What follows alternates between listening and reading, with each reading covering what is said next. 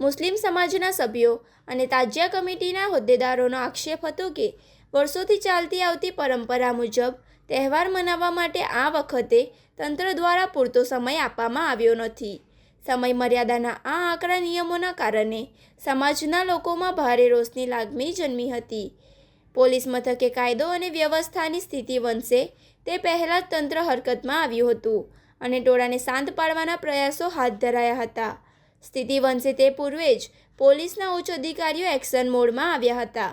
એ division police station ખાતે જ police પ્રશાસન, મુસ્લિમ સમાજના અગ્રણીઓ અને તાજિયા કમિટીના સભ્યો વચ્ચે એક હાઈ લેવલ બેઠક યોજવામાં આવી હતી.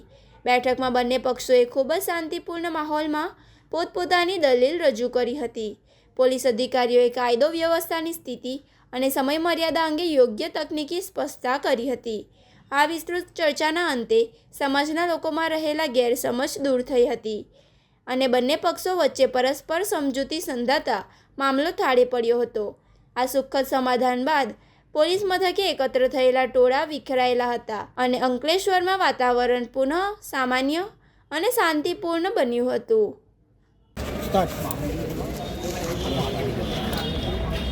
મોહર્રમના પર્વ નિમિત્તે કેટલીક અસમંજસો અને સંઘર્ષ જેવું વાતાવરણ ગઈકાલે ઉત્પન્ન થાય એવી પરિસ્થિતિ ઉપસ્થિત થઈ હતી અને કોઈ અનિચ્છનીય બનાવ ન બને તે માટે પોલીસ પ્રશાસન અને તાજિયા કમિટી દ્વારા સમજૂતી કરીને ગઈકાલે બનાવ ન બને તેવા પ્રયાસો કરવામાં આવ્યા હતા.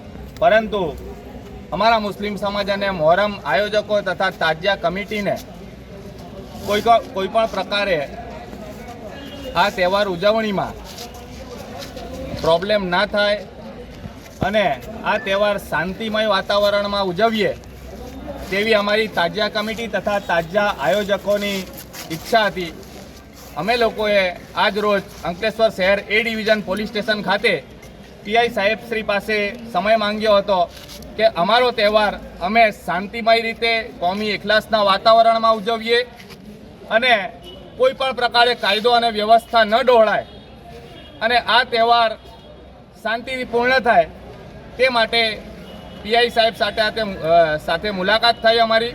પીઆઈ સાહેબે અમને બાંહેધરીપૂર્વક સંતોષકારક જવાબ આપ્યા અને જે કંઈ અમારી પ્રોબ્લેમો હતી તે સાંભળીને તેનું નિરાકરણ લાવવા પૂર્ણ પ્રયાસો કરીશું અને આ તહેવાર સારી રીતે પૂર્ણ કરીશું તેવી બાંહેધરી આપી. આજ રોજ અમે લોકો અંકલેશ્વર પોલીસ સ્ટેશન ખાતેથી તમામ આયોજકો અને તાજિયા કમિટી દ્વારા તમામ આયોજકોને પણ વિનંતી કરીએ છીએ કે આપણે આપણો તહેવાર શાંતિમય વાતાવરણમાં અને કોમી એકલાસના વાતાવરણમાં કોઈ પણ વાદ વિવાદ વગર ઉજવીએ. બસ એ જ હેતુસર. જય હિન્દ, જય ભારત.